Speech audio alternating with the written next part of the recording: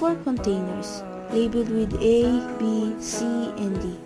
We will put plant A and B outside with sunlight, and we will only water plant A and not plant B. While plant C and D, we will put indoor. We will only water plant C and not plant D. Day 2. Plant A, C, and D.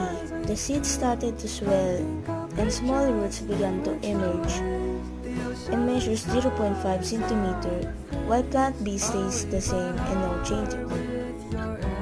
Day 3. The roots of plant A, C, and D continued to grow longer and thicker, while the first tiny sprouts of green leaves began to appear. Plant A measures 1 cm, plant C measures 2.5 cm, and plant D measures 3.5 cm. Day 4. Plant A grows a little with a measurement of 1.5 cm. The stems of plant C and D grow taller and with many tiny leaves. Plant C measures 6 cm and plant D measures 8 cm. Hi, good morning. We are on our day 5. As you can see, the A and B, which we put outdoor, grows lesser than C and D, which we put indoor. A, here. So if we measure it,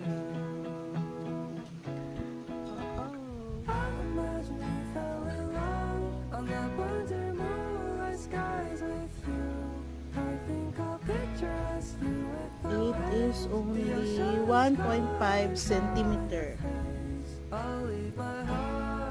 A, which we put outdoor, and we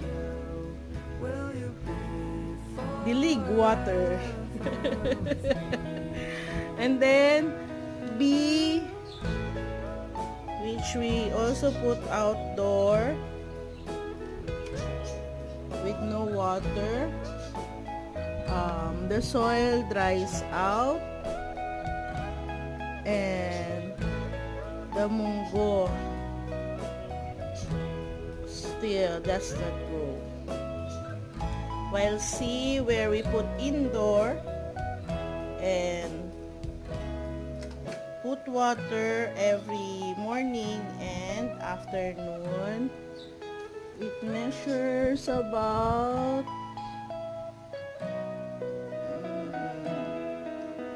15 centimeters.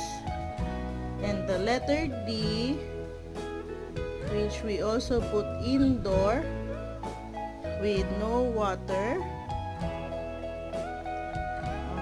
it measures 17 centimeters. Again, we are on day 5. Day 6. Plant A starting to develop thick stems and greeny leaves with height of 6 cm. Plant C and D continuously grow with measurement of plant C 15 cm and plant D 18 cm. Day 7. On the 7th day, plant B still has no changes, no development until this day.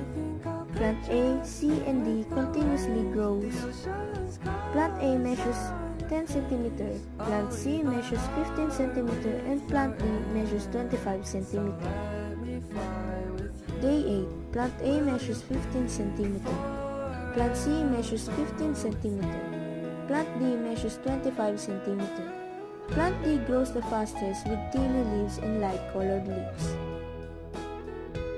Day 9. Plant A measures 22 cm, plant C measures 24 cm, and plant D measures 29 cm.